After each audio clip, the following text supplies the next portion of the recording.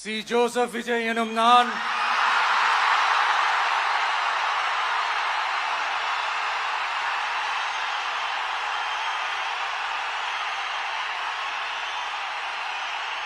சட்டப்படி அமைக்கப்பெற்ற இந்திய அரசியல் அமைப்பின்பால் உண்மையான நம்பிக்கையும் மாறா பற்றும் கொண்டிருப்பேன் என்றும் இந்திய நாட்டின் ஒப்பில்லாத முழு முதல் ஆட்சியையும் ஒருமையையும் நிலை நிறுத்துவேன் என்றும் தமிழ்நாட்டு அரசின் முதலமைச்சராக உண்மையாகவும் உளச்சான்றின்படியும் என் கடமைகளை நிறைவேற்றுவேன் என்றும் அரசியல் அமைப்பிற்கும் சட்டத்திற்கும் இணங்க